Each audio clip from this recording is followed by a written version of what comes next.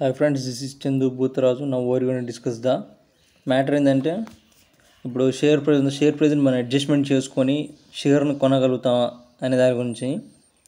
So first అయితే మీరు నా యూట్యూబ్ ఛానల్ సబ్స్క్రైబ్ చేసుకోండి. అండ్ ఇక్కడ నేను ఫస్ట్ మీకు ఏదైతే ట్రేడింగ్ అకౌంట్ ఉందో ఫస్ట్ ఆ అకౌంట్ ఓపెన్ చేయండి. సో నాకు ఏం చేయాలి ఫస్ట్ ఓపెన్ చేసాను. ఇదే ఫస్ట్ ఓపెన్ చేసి జియో ఫైనాన్స్ సర్వీస్ అని ఉందిగా, దాని మీద క్లిక్ చేసిన బై అనే ఆప్షన్ చూసిరా, దాని మీద క్లిక్ చేయండి. సో మనం ఇవాళ షేర్ ప్రైస్ని లిమిట్ ప్రైస్ లాగా కన్వర్ట్ చేసుకోకూడదు, ఎంతవరకు చేసుకోగలుగుతాం అని డిస్కస్ చేద్దాం అనమాట. సో ఇప్పుడు for current share price Jio finance ఒకటి వచ్చేసి 329.50 రూపీస్ ఉందన్నమాట. సో ఈడ జియో ఫైనాన్స్ ఎన్ఎస్సి పక్కన ఫోల్డర్ సింబల్ ఆప్షన్ ఆల్రెడీ నాకు షేర్ ఉందన్నమాట దాంట్లో.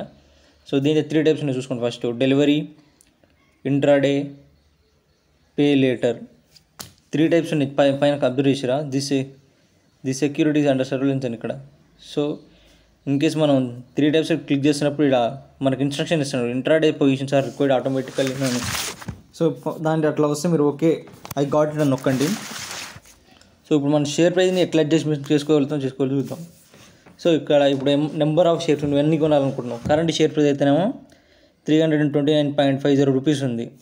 సో నాకు అక్కడ అవైలబుల్ బాల్స్ -54 రూపీస్ అనమాట. ఇప్పుడు ఒకటి నొక్కితే ఎంత వచ్చింది, ఇక్కడ 329.50 ఉంది. సో ఇంకా కింద ఆర్డర్ మే గెట్ రిజెక్ట్ అని చూసారా, అంటే ఇంకా నేను 400 రూపీస్ యాడ్ చేసుకుంటే నువ్వు షేర్ కొనగలుగుతావు అని చెప్తున్నారు అనమాట.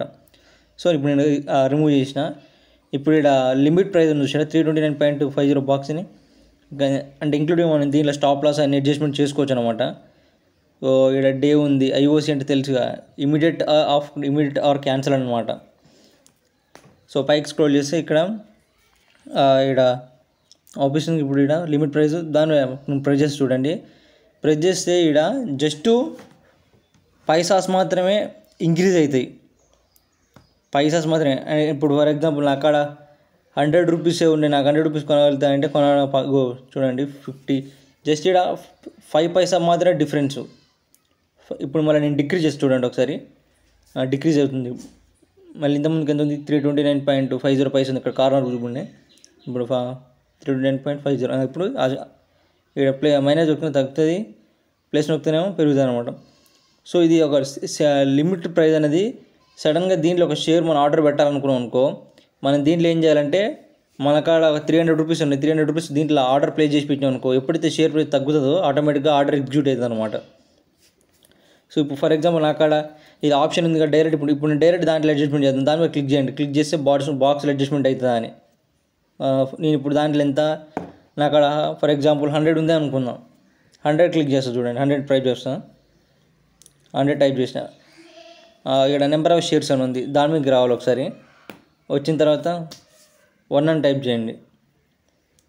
ఒక్క షేర్ కోసం అట్లా చూద్దాం. 1 అని చూసే కింద ఏమైనా వచ్చింది, కింద చూసుకోండి, order may get rejected due to insufficient margin to buy 1 share please add 200 rupees. ఇంకా మనీ యాడ్ చేసుకోండి, ఇంకో కొన్ని మనీ యాడ్ చేసుకుంటేనే షేర్ ప్రైస్ అనేది ఎగ్జిక్యూట్ అవుతుందని చెప్తున్నాను అనమాట.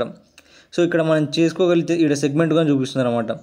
సో ఇక్కడ ఏంటంటే అక్కడ జస్ట్ టెక్నికల్గా మనం 5 పైసా 10 పైసా మాత్రమే అడ్జస్ట్మెంట్ చేసుకోగలుగుతాం, కానీ ప్రాక్టికల్గా మనకు 100 ఉన్నాయి, 100 ఎగ్జిక్యూట్ అవుతుంది అంటే 100 కావు.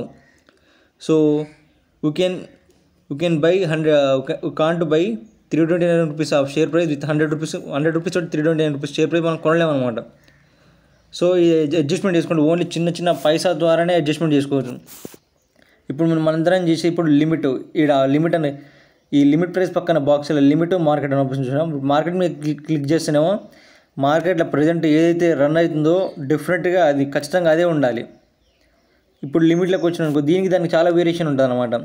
టైప్ లిమిట్ ఆర్డర్ అనుకో ప్రైస్ని కంట్రోల్ చేయగలుగుతాం, ఎగ్జిక్యూషన్ అనే స్టాక్స్లో రీచ్ అవుతుంది, risk might be execute, risk ఉంటే ఉండకపోవచ్చు.